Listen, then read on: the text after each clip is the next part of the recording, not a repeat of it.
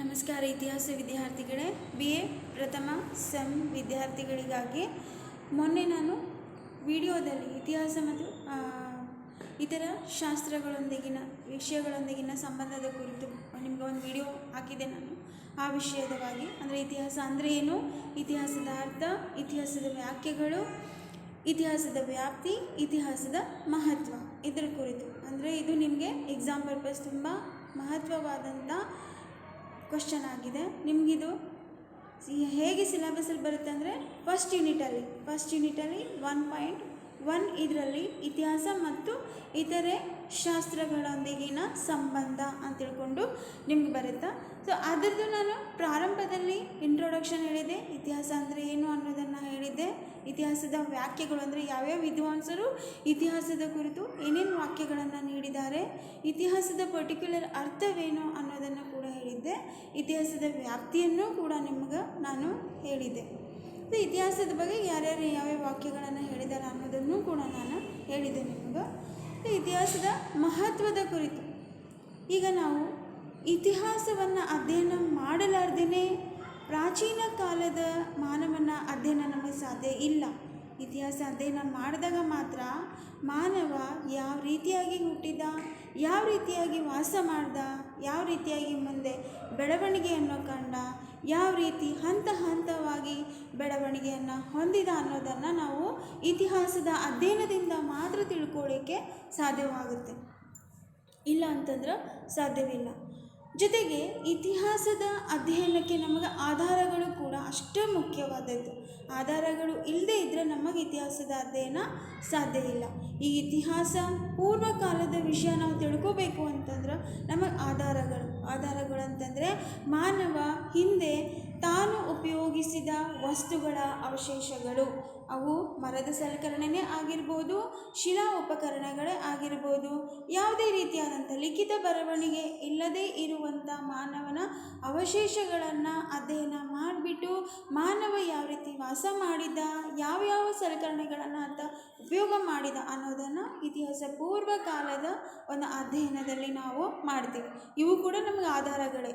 ಇನ್ನು ಇತಿಹಾಸದ ಅಧ್ಯಯನ ಅಂತಂದ್ರೆ ಲಿಖಿತ ಬರವಣಿಗೆಗಳು ದೊರೆತ ಆದಾಗಿನಿಂದ ಅಂತಂದರೆ ಈಗ ನಮಗೆ ಸಾಹಿತ್ಯ ಗ್ರಂಥಗಳ ಆಧಾರಗಳಿಂದ ನಾವು ಯಾವ ರೀತಿ ಇತಿಹಾಸದ ಅಧ್ಯಯನವನ್ನು ಮಾಡ್ತೀವಿ. ಈಗ ಬೇರೆ ಬೇರೆ ರಾಜಮನೆತನಗಳ ಕಾಲದಲ್ಲಿ ವಿದೇಶಿ ವಿದ್ವಾಂಸರು ಭಾರತಕ್ಕೆ ಭೇಟಿ ನೀಡಿಬಿಟ್ಟು ಆಯಾ ರಾಜನ ಆಡಳಿತದ ಬಗೆಗೆ, ಸಾಮಾಜಿಕದ ಬಗೆಗೆ, ಧಾರ್ಮಿಕ ವಿಚಾರದ ಕುರಿತು ಗ್ರಂಥಗಳಲ್ಲಿ ತಮ್ಮ ಅನುಭವಗಳನ್ನು ಹಂಚಿಕೊಂಡಿರ್ತಾರೆ. ಅಂಥ ಗ್ರಂಥಗಳ ಅಧ್ಯಯನದಿಂದ ನಮಗೆ ಯಾವ ಅರಸು ಮನೆತನದ ಕಾಲದಲ್ಲಿ ಯಾವ ಯಾವ ಅಂಶಗಳಿದ್ದು, ಸಾಂಸ್ಕೃತಿಕ ಅಂಶಗಳಿದ್ದು, ಕಲೆ ಮತ್ತು ವಾಸ್ತುಶಿಲ್ಪ ಯಾವ ರೀತಿಯಾಗಿತ್ತು, ಯಾವ ರೀತಿ ಅವರು ಆಡಳಿತವನ್ನು ನಡೆಸಿದ್ರು, ಯಾವ ರೀತಿಯಾಗಿ ಸಹಕಾರವನ್ನು ನೀಡಿದರು ಜನರಿಗೆ, ಯಾವ ರೀತಿ ಅವರು ತಮ್ಮ ಆಡಳಿತವನ್ನು ಜನರಿಗೆ ಒಳ್ಳೆಯ ಆಡಳಿತವನ್ನು ನೀಡಿದರು ಅನ್ನೋದನ್ನು ನಮಗೆ ತಿಳ್ಕೊಳ್ಳಿಕ್ಕೆ ಸಾಧ್ಯವಾಗುತ್ತೆ. ಇತಿಹಾಸ ಪೂರ್ವಕಾಲ, ಇತಿಹಾಸ ಮಧ್ಯಕಾಲ, ಇತಿಹಾಸ ಯುಗ. ಇತಿಹಾಸ ಪೂರ್ವಕಾಲ ಅಂದರೆ ಸಂಪೂರ್ಣ ಬರವಣಿಗೆಗಳು ಇಲ್ಲದೇ ಇರುವಂಥ ಕಾಲ. ಇತಿಹಾಸ ಮಧ್ಯಕಾಲ ಅಂತಂದರೆ ಶಾಸನಗಳು. ಈಗ ಶಿಲೆಯ ಮೇಲೆ ಶಾಸನಗಳನ್ನು ಬರೆಸಿರ್ತಾರೆ. ಯಾವ ರಾಜ ಆಳ್ವಿಕೆಯನ್ನು ಮಾಡ್ದ, ಯಾವ ದೇವಾಲಯವನ್ನು ಕಟ್ಟಿದ, ಯಾರಿಗೆ ದಾನವನ್ನು ನೀಡಿದ, ದಾನದತ್ತೆಯನ್ನು ಮಾಡ್ದ ಅನ್ನೋದನ್ನು ಆ ಶಾಸನಗಳ ಮುಖಾಂತರ ನಾವು ತಿಳ್ಕೊತೀವಿ. ಇಲ್ಲಿ ಸಾಹಿತ್ಯ ಗ್ರಂಥಗಳು ನಮಗೆ ಕಂಡು ಬರಂಗಿಲ್ಲ. ಆದರೆ ಶಿಲಾ ಉಪಕರಣಗಳು, ಶಿಲಾ ಶಾಸನಗಳು ನಮಗೆ ಕಂಡು ಬರುತ್ತೆ. ಶಿಲಾ ಶಾಸನಗಳ ಮುಖಾಂತರ ಹಾಗೂ ತಾಳೆಗರಿ, ಓಲೆಗರಿಗಳ ಒಂದು ಮುಖಾಂತರ ನಾವು ಅಧ್ಯಯನವನ್ನು ಮಾಡ್ತೀವಿ. ಇತಿಹಾಸಕ್ಕೆ ಬಂದ್ವಿ ಅಂತಂದ್ರೆ ಸಂಪೂರ್ಣವಾಗಿ ಸಾಹಿತ್ಯ ಗ್ರಂಥಗಳ ಅಧ್ಯಯನವನ್ನು ನಾವಿಲ್ಲಿ ಮಾಡ್ತೀವಿ. ಸೊ ಈಗ ಈ ರೀತಿಯಾಗಿ ನಮಗೆ ಇತಿಹಾಸ ಅಧ್ಯಯನ ಅತ್ಯಂತ ಅವಶ್ಯಕ. ಇತಿಹಾಸದ ಅಧ್ಯಯನವನ್ನು ಮಾಡಿದರೆ ನಾವು ಸಂಪೂರ್ಣವಾಗಿ ಮೂರೂ ಕಾಲದ ಒಂದು ಮಾನವನ ಅಧ್ಯಯನವನ್ನು ನಾವು ಮಾಡ್ಬೋದು. ರಾಜರ ಆಳ್ವಿಕೆಯನ್ನು ತಿಳ್ಕೊಬೋದು. ಹಿಂದೆ ಆಳ್ವಿಕೆ ಮಾಡಿದಂತಹ ರಾಜ ರಾಣಿಯರ ಒಂದು ಆಳ್ವಿಕೆಯ ಜೊತೆಗೆ ಯಾವ ರೀತಿ ಆಡಳಿತವನ್ನು ನಡೆಸಿದರು, ಯಾವ ಗ್ರಂಥಗಳನ್ನು ಅವರು ರಚನೆ ಮಾಡಿದರು, ಯಾವ ದೇವಾಲಯಗಳನ್ನು ಅವರು ಕಟ್ಟಿಸಿದರು, ಯಾವ ರೀತಿಯಾಗಿ ಸಾಹಿತ್ಯಕ್ಕೆ ಆಸಕ್ತಿಯನ್ನು ನೀಡಿದರು, ಯಾವ ಯಾವ ಕವಿಗಳಿಗೆ ಕವಿಗಳಿಗೆ, ಸಾಹಿತ್ಯರಿಗೆ ಆಶ್ರಯವನ್ನು ನೀಡಿದರು ಅನ್ನೋದನ್ನು ನಾವು ತಿಳ್ಕೊಬೋದು. ಸೊ ಇದಿಷ್ಟು ಇತಿಹಾಸದ ಮಹತ್ವ. ಸೊ ಈ ರೀತಿಯಾಗಿ ಪರೀಕ್ಷಾ ಒಂದು ಸಂದರ್ಭದೊಳಗೆ ನಿಮಗೆ ಇತಿಹಾಸವೆಂದರೇನು, ಇತಿಹಾಸದ ಅರ್ಥ, ಇತಿಹಾಸದ ವಾಕ್ಯಗಳನ್ನು ತಿಳಿಸಿರಿ, ಇತಿಹಾಸದ ಮಹತ್ವವನ್ನು ತಿಳಿಸಿರಿ ಅಂದಾಗ ಮಾತ್ರ ನೀವು ಇತಿಹಾಸವೆಂದರೇನು, ಇತಿಹಾಸದ ವ್ಯಾಖ್ಯೆಗಳು, ಇತಿಹಾಸದ ಅರ್ಥ, ಇತಿಹಾಸದ ವ್ಯಾಪ್ತಿ, ಇತಿಹಾಸದ ಸ್ವರೂಪ, ಇತಿಹಾಸದ ಮಹತ್ವದ ಕುರಿತು ನೀವು ಬರೀಬೇಕು. ನಾನು ಹಿಂದಿನ ವಿಡಿಯೋದಲ್ಲಿ ನಾನು ಹೇಳಿದ್ದೀನಿ ಇತಿಹಾಸವೆಂದರೇನು, ಇತಿಹಾಸದ ಅರ್ಥನೂ ಹೇಳಿದ್ದೀನಿ, ವ್ಯಾಪ್ತಿಯನ್ನು ಹೇಳಿದ್ದೀನಿ, ಸ್ವರೂಪವನ್ನು ಹೇಳಿದ್ದೀನಿ. ಈಗ ನಾನು ವಾಕ್ಯಗಳನ್ನು ಕೂಡ ಹೇಳಿದೆ. ಈಗ ಇದು ಇತಿಹಾಸದ ಮಹತ್ವವನ್ನು ನಾನು ಹೇಳಿದೆ. ನೆಕ್ಸ್ಟ್ ನಿಮ್ಗೆ ಯಾವ ರೀತಿ ಪ್ರಶ್ನೆ ಕೇಳ್ಬೋದು ಅಂತಂದ್ರೆ, ಇತಿಹಾಸ ಮತ್ತು ಇತರೆ ವಿಷಯಗಳೊಂದಿಗಿನ ಸಂಬಂಧದ ಕುರಿತು. ಅದರಲ್ಲಿ ನಿಮಗೆ ಮೊದಲನೇದಾಗಿ ನಾನು ಪುರಾತತ್ವ ಶಾಸ್ತ್ರದ ಕುರಿತು ಹೇಳ್ತೀನಿ. ಸೊ ಅದರ ಬಗ್ಗೆ ಸ್ವಲ್ಪ ಇಂಟ್ರೊಡಕ್ಷನ್. ಅಂದರೆ ಇತಿಹಾಸ ಯಾವ ರೀತಿಯಾಗಿ ಇತರೆ ವಿಷಯಗಳೊಂದಿಗೆ ಸಂಬಂಧವನ್ನು ಹೊಂದಿದೆ, history and related with other subjects ಅಂತ. ಇತಿಹಾಸ ಅನೇಕ ವಿಷಯಗಳೊಂದಿಗೆ ಸಂಬಂಧವನ್ನು ಹೊಂದಿದೆ. ವರ್ತಮಾನದ ಮತ್ತು ಗತಕಾಲದ ಮಾನವ ಜನಾಂಗದ ಅಧ್ಯಯನಕ್ಕೆ ಮಾತ್ರ ಇತಿಹಾಸ ಸೀಮಿತವಾಗಿಲ್ಲ. ಇತಿಹಾಸ ಮಾನವ ಜನಾಂಗದೊಡನೆ ಯಾವ ರೀತಿಯಾಗಿ ಬೆಳ್ಕೊಂಡು ಬಂದ, ಮಾನವನ ಉಗಮದ ಕಲೆಯನ್ನು ತಿಳ್ಕೊಬೋದು, ಪ್ರಕೃತಿಯೊಡನೆ ಆತ ಯಾವ ರೀತಿ ಸಂಬಂಧವನ್ನು ಹೊಂದಿದ ಅನ್ನೋದನ್ನು ಭೌಗೋಳಿಕ ಶಾಸ್ತ್ರದ ಅಧ್ಯಯನದೊಂದಿಗೆ ನಾವು ತಿಳ್ಕೊಬೋದು. ಭೌಗೋಳಿಕ ವಸ್ತುಗಳಾದಂಥ ನದಿ, ಬೆಟ್ಟ, ಕೊಳ್ಳ, ಪರ್ವತ, ಸಮುದ್ರ, ಭೂಗುಣ, ಈ ರೀತಿಯಾಗಿ ನಾವು ಭೂಗೋಳಶಾಸ್ತ್ರದ ಒಂದು ವಿಷಯದೊಂದಿಗೆ ತಿಳ್ಕೊಬೋದು. ಇನ್ನು ರಾಜಕೀಯ ವಿಷಯಗಳನ್ನು ರಾಜ್ಯಶಾಸ್ತ್ರದ ಒಂದು ವಿಷಯದೊಂದಿಗೆ ತಿಳ್ಕೊಬೋದು. ಹಣಕಾಸಿನ ವಿಷಯಗಳನ್ನು ಅರ್ಥಶಾಸ್ತ್ರದ ವಿಷಯದೊಂದಿಗೆ ನಾವು ತಿಳ್ಕೊಬೋದು. ಸೊ ದೇಶೀಯ ವಿದೇಶಿಯ ಬರವಣಿಗೆಗಳನ್ನು ಸಾಹಿತ್ಯ ಗ್ರಂಥಗಳ ಒಂದು ಆಧಾರಗಳ ಮುಖಾಂತರ ತಿಳ್ಕೊಬೋದು. ಉತ್ಖನನದ ಮೂಲಕ ನಾವು ಪ್ರಾಗೈತಿಹಾಸಿಕ ಕಾಲವನ್ನು ತಿಳ್ಕೊಬೋದು. ಹಾಗೂ ಕಾಲಮಾನದ ಆಧಾರಗಳ ಮೇಲೆ ಇತಿಹಾಸದ ಅವಶೇಷಗಳನ್ನು ಯಾವ ರೀತಿ ವಿಂಗಡಣೆ ಮಾಡ್ತಾರೆ ಅನ್ನೋದನ್ನು ಕಾಲಗಣನೆಯ ಮುಖಾಂತರ ನಾವು ಅಧ್ಯಯನ ಮಾಡ್ಬೋದು.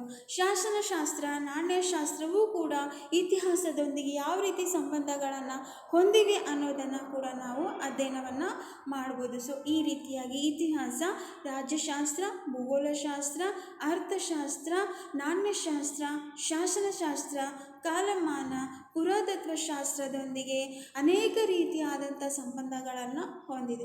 ನಾವು ಮೊದಲನೆಯದಾಗಿ ಇತಿಹಾಸ ಮತ್ತು ಪುರಾತತ್ವ ಶಾಸ್ತ್ರ ಯಾವ ರೀತಿಯಾಗಿ ಒಂದಕ್ಕೊಂದು ಸಂಬಂಧವನ್ನು ಹೊಂದಿವೆ ಅನ್ನೋದನ್ನು ನಾವು ತಿಳ್ಕೊಳ್ಳೋಣ. History and archaeology. ಈಗ ನಿಮಗೆ ಫಾರ್ ಎಕ್ಸಾಂಪಲ್ ನಿಮಗೆ ಏನಂತ ಪ್ರಶ್ನೆ ಕೇಳ್ಬೋದು ಅಂದ್ರೆ, ಇತಿಹಾಸ ಮತ್ತು ಪುರಾತತ್ವ ಶಾಸ್ತ್ರದೊಂದಿಗಿನ ಸಂಬಂಧದ ಕುರಿತು ವಿವರಣೆಯನ್ನು ನೀಡಿರಿ ಅಂತ ನಿಮ್ಗೆ ಪರೀಕ್ಷೆಯೊಳಗೆ ಪ್ರಶ್ನೆಯನ್ನು ಕೇಳ್ಬೋದು. ಆ ಸಂದರ್ಭದೊಳಗೆ ನೀವು ಇತಿಹಾಸದ ಬಗೆಗೆ ಪೀಠಿಕೆಯನ್ನು ಬರೆದ ನಂತರ ಇತಿಹಾಸವೆಂದರೇನು 2 ಲೈನಲ್ಲಿ ಬರೆದ್ಬಿಟ್ಟು ಇತಿಹಾಸ ಮತ್ತು ಇತರೆ ವಿಷಯಗಳೊಂದಿಗಿನ ಸಂಬಂಧ, ಯಾವ್ಯಾವ ವಿಷಯಗಳೊಂದಿಗೆ ಇತಿಹಾಸ ಸಂಬಂಧವನ್ನು ಹೊಂದಿದೆ, ಪರ್ಟಿಕ್ಯುಲರ್ ಆಗಿ ಇತಿಹಾಸ ಪುರಾತತ್ವ ಶಾಸ್ತ್ರದೊಂದಿಗೆ ಯಾವ ರೀತಿ ಸಂಬಂಧವನ್ನು ಹೊಂದಿದೆ ಅನ್ನೋದನ್ನು ಶಾರ್ಟಾಗಿ ಪೀಠಿಕೆಯೊಂದಿಗೆ ಬರೆದ್ಬಿಟ್ಟು ಆ ನಂತರ ಇತಿಹಾಸ ಮತ್ತು ಪುರಾತತ್ವ ಶಾಸ್ತ್ರ ಅಂತ ಮೇನ್ ಹೆಡ್ಡಿಂಗ್ ಹಾಕಿ ಬರೀಬೇಕು. ಇನ್ನು ಪುರಾತತ್ವ ಶಾಸ್ತ್ರದ ಅರ್ಥವನ್ನು ನೋಡೋಣ. ಪುರಾತನ ಅವಶೇಷಗಳ ಶಾಸ್ತ್ರೀಯ ಅಧ್ಯಯನದಿಂದ ಮಾನವನ ಗತಕಾಲದ ಸಂಸ್ಕೃತಿಯ ವಿವಿಧ ಮುಖಗಳನ್ನು ವಿವೇಚಿಸುವ ಶಾಸ್ತ್ರವೇ ಪುರಾತತ್ವ ಶಾಸ್ತ್ರ ಅಂತ ಹೇಳಿ ಕರೀತಾರೆ. ಈಗ ನಾವು ಭೂಮಿಯ ಮೇಲೆ ದೊರೆಯುವಂತಹ ಅವಶೇಷಗಳ ಅಲ್ಲದೇ ಉತ್ಖನನದ ಮೂಲಕ ಭೂಮಿಯ ಒಳಗಿನ ಒಂದು ಅವಶೇಷಗಳನ್ನು ಉತ್ಖನನವನ್ನು ಮಾಡಿಬಿಟ್ಟು ಅವಶೇಷಗಳನ್ನು ತೆಗೆದು ಆ ಅವಶೇಷಗಳ ಅಧ್ಯಯನವನ್ನು ಮಾಡಿದಾಗ ನಮಗೆ ಪುರಾತತ್ವ ಶಾಸ್ತ್ರದ ಒಂದು ಅಧ್ಯಯನ ಸಾಧ್ಯವಾಗುತ್ತೆ. ಇದೇ ಪುರಾತತ್ವ ಶಾಸ್ತ್ರ. ಮಾನವನ ಗತಕಾಲದ ಸಂಸ್ಕೃತಿಯ ವಿವಿಧ ಮುಖಗಳನ್ನು ಯಾವ ರೀತಿಯಾಗದು ವಿವಿಧ ಮುಖಗಳನ್ನು ನಮಗೆ ಅರ್ಥೈಸ್ತದ ಮತ್ತು ವಿವೇಚಿಸ್ತದ ಅಂತಂದ್ರೆ ಭೂ ಒಳಗಿನಿಂದ ಅಂದರೆ ಭೂಮಿಯ ಕೆಳಭಾಗದಲ್ಲಿರುವಂಥ ಅವಶೇಷಗಳನ್ನು ಉತ್ಖನನ ಮಾಡಿಬಿಟ್ಟು ಅವುಗಳನ್ನು ಮೇಲೆ ತೆಗೆದು ಅವಶೇಷಗಳನ್ನು ವಿಂಗಡಣೆ ಮಾಡಿ ಅಧ್ಯಯನ ಮಾಡೋದನ್ನು ಪುರಾತತ್ವ ಶಾಸ್ತ್ರ ಅಂತ ಹೇಳಿ ಕರೀತಾರೆ. ಸೊ ಈ ರೀತಿಯಾಗಿ ನಿತ್ಯ ಉಪಯೋಗಿ ವಸ್ತುಗಳನ್ನು ಮಾನವ ಗತಕಾಲದೊಳಗೆ ಯಾವ್ಯಾವ ನಿತ್ಯ ಉಪಯೋಗಕ್ಕಾಗಿ ವಸ್ತುಗಳನ್ನು ಉಪಯೋಗ ಮಾಡ್ತಾ ಇದ್ದ, ಅಂತಹ ಯಾವ್ಯಾವ ಕುರುಹುಗಳನ್ನು ಆತ ಬಿಟ್ಟು ಹೋದ ಅಂತಹ ಕುರುಹುಗಳಂತಂದ್ರೆ ಆಧಾರಗಳು. ಸೊ ಆ ಒಂದು ಆಧಾರಗಳನ್ನು ಅಧ್ಯಯನ ಮಾಡೋದು ಪುರಾತತ್ವ ಶಾಸ್ತ್ರ. ಇಲ್ಲಿ ನಮಗೆ ಲಿಖಿತ ಆಧಾರಗಳು ಕಂಡು ಬರೋದಿಲ್ಲ. ಏಕೆಂತಂದ್ರೆ ಯಾವುದೇ ರೀತಿಯಾದಂಥ ಲಿಖಿತ ಆಧಾರಗಳು ನಮಗೆ ದೊರೆಯದೇ ಇದ್ದ ಸಂದರ್ಭದಲ್ಲಿ ಈ ಪುರಾತತ್ವ ಶಾಸ್ತ್ರದ ಅಧ್ಯಯನದಿಂದ ಉತ್ಖನನದ ಮೂಲಕ ದೊರೆತಂಥ ಅವಶೇಷಗಳನ್ನು ಅವನು ಯಾವ್ಯಾವ ಉಪಕರಣಗಳನ್ನು ಬಳಸಿದ ಆ ಅವಶೇಷಗಳನ್ನು ಶೋಧನೆ ಮಾಡಿ ಆಯಾ ಸಮಾಜದ ಸಂಸ್ಕೃತಿಯ ವಿವರಗಳನ್ನು ಅಸ್ಪಷ್ಟವಾಗಿ ಆದರೂ ನಮಗೆ ಪುರಾತತ್ವ ಶಾಸ್ತ್ರದ ಅಧ್ಯಯನದಿಂದ ಚಿತ್ರಿಸಲಿಕ್ಕೆ ಸಾಧ್ಯವಾಗುತ್ತೆ. ಸೊ ಈ ರೀತಿಯಾಗಿ ಪುರಾತತ್ವ ಶಾಸ್ತ್ರದ ಒಂದು ಅಧ್ಯಯನ ಅತ್ಯಂತ ಪ್ರಮುಖವಾದುದು. ಇತಿಹಾಸದ ಅಧ್ಯಯನದಲ್ಲಿ ಇತಿಹಾಸ ಮತ್ತು ಪುರಾತತ್ವ ಶಾಸ್ತ್ರ ಈ ರೀತಿಯಾಗಿ ಒಂದಕ್ಕೊಂದು ಸಂಬಂಧಗಳನ್ನು ಹೊಂದಿವೆ. ಅರ್ಥ ಆಯ್ತಾ? ನಮಗೆ ಲಿಖಿತ ಬರವಣಿಗೆಗಳು ಇಲ್ಲದೇ ಇದ್ದ ಸಂದರ್ಭದಲ್ಲಿ ಅವಶೇಷಗಳ ಅಧ್ಯಯನವನ್ನು ಮಾಡುವಂತಹ ಶಾಸ್ತ್ರನೇ ಯಾವುದು ಅಂತಂದ್ರೆ ಪುರಾತತ್ವ ಶಾಸ್ತ್ರ. ಮಾನವ ತನ್ನ ಜೀವನೋಪಾಯಕ್ಕಾಗಿ ತನ್ನ ಭಾವನೆಗಳನ್ನು ವ್ಯಕ್ತಪಡಿಸುವುದಕ್ಕಾಗಿ ಉದ್ದೇಶಪೂರ್ವಕವಾಗಿ ರಚಿಸಿದ ಅಥವಾ ಉಪಯೋಗಿಸಿದ ವಸ್ತುಗಳು, ಅವುಗಳ ಅವಶೇಷಗಳು ಪ್ರಾಚ್ಯ ವಸ್ತುಗಳೆಂದು ಕರೆಯಲ್ಪಡುತ್ತೆ. ಅಂದ್ರೆ ಮಾನವ ದಿನನಿತ್ಯ ತನ್ನ ಜೀವನೋಪಾಯಕ್ಕಾಗಿ ಯಾವ ಒಂದು ವಸ್ತುಗಳನ್ನು ಉದ್ದೇಶಪೂರ್ವಕವಾಗಿ ಅಥವಾ ಉಪಯೋಗ ಮಾಡ್ತಾ ಇದ್ದ ಅಂಥ ಅವಶೇಷಗಳನ್ನು ಪ್ರಾಚ್ಯ ವಸ್ತು ಅವಶೇಷಗಳು ಅಂತ ಹೇಳಿ ಕರೆಯಲ್ಪಡ್ತಾವೆ. ಗತಕಾಲದ ಎಕ್ಸಾಂಪಲ್, ಈಗ ಗತಕಾಲದ ಕಟ್ಟಡದ ಅವಶೇಷಗಳು, ದೇವಾಲಯದ ಅವಶೇಷಗಳಾಗಿರ್ಬೋದು, ಮೂರ್ತಿಗಳಾಗಿರ್ಬೋದು, ಮಡಕೆಗಳ ಒಂದು ಅವಶೇಷಗಳಾಗಿರ್ಬೋದು, ಕಲ್ಲಿನ ಆಯುಧ ಆಗಿರ್ಬೋದು, ಸಲಕರಣೆಗಳಾಗಿರ್ಬೋದು, ಮಣ್ಣಿನ ಗೊಂಬೆಗಳಾಗಿರ್ಬೋದು, ಶಾಸನ, ನಾಣ್ಯ, ಮುದ್ರೆ, ಲೇಖನಿ, ಹಣಿಗೆ, ಅಷ್ಟೇ ಏಕೆ ಒಂದು ಸೂಜಿ ಕೂಡ ಪ್ರಾಚ್ಯ ವಸ್ತು ಅಂತ ಹೇಳಿ ನಮಗೆ ಕರೆಯಲ್ಪಡುತ್ತೆ. ಯಾವುದೇ ಇಲ್ಲಿ ಲಿಖಿತ ದಾಖಲೆಗಳು ಕಂಡು ಬರಂಗಿಲ್ಲ.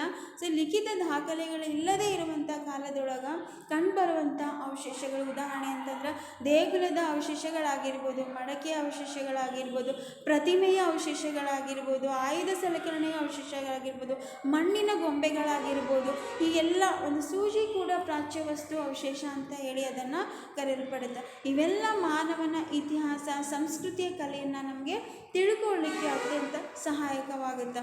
ಲಿಖಿತ ಆಧಾರಗಳು ಇಲ್ಲದೇ ಇದ್ದಾಗೂ ಕೂಡ ಪ್ರಾಚ್ಯ ವಸ್ತು ಅವಶೇಷಗಳು ಗತಕಾಲದ ಮಾನವನ ಸಂಸ್ಕೃತಿಯನ್ನು ತಿಳ್ಕೊಳ್ಳಿಕ್ಕೆ ನಮ್ಗೆ ಯಾವ ರೀತಿ ಪ್ರಾಚ್ಯ ಶಾಸ್ತ್ರ ನಮಗೆ ನೆರವಾಗುತ್ತೆ ಅನ್ನೋದಕ್ಕೆ ಒಂದು ಒಳ್ಳೆಯ ಉದಾಹರಣೆ ಅಂತಂದ್ರೆ ಹರಪ್ಪ ನಾಗರಿಕತೆ. ಹರಪ್ಪ, ಮೊಹೆಂಜೋದಾರೋ, ಚಾನ್ಹೋದಾರೋ, ಕಾಲಿಬಂಗಾನ್, ಲೋಥಲ್ ಮುಂತಾದ ಹಲವಾರು ನೆಲೆಗಳಲ್ಲಿ ನಾವು ಹರಪ್ಪ ಸಂಸ್ಕೃತಿಯ ಅವಶೇಷಗಳನ್ನು ನಾವು ನೋಡ್ತೀವಿ.